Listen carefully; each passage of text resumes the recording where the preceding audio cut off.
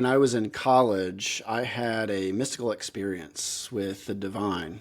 I felt it in my body. It radiated. It was like electricity. I would call it now an intense energy, an intense divine energy.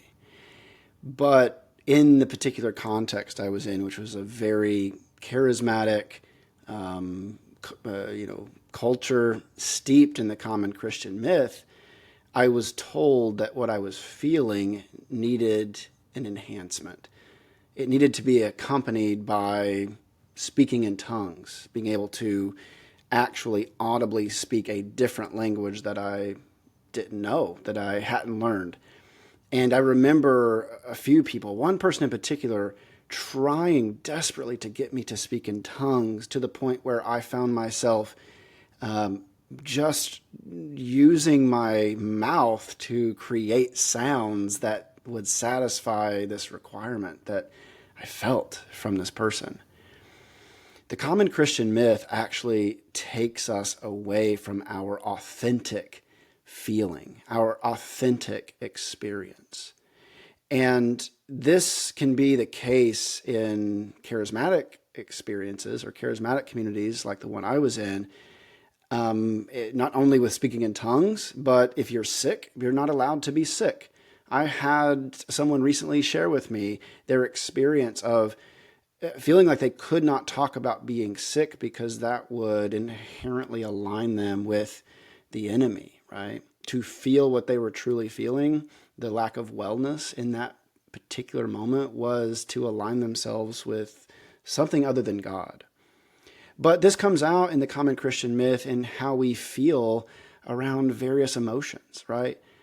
Fear. We can't feel fear because perfect love casts out fear. So if we are afraid, then we're not perfect in love.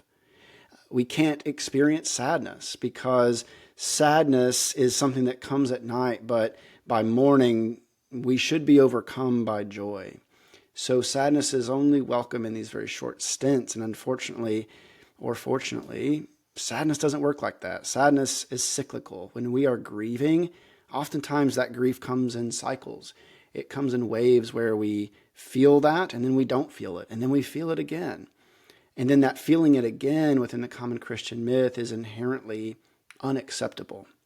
So, the same is true of anger. Anger is equated with sin. It is equated with murder, and then you tack on this sentiment that God knows even the intentions of our heart. So we can't even feel anger in the privacy of our own being without there being a sense of judgment from the divine, and certainly the internalized judgment that comes from ourselves. So the common Christian myth alienates us from our own feeling.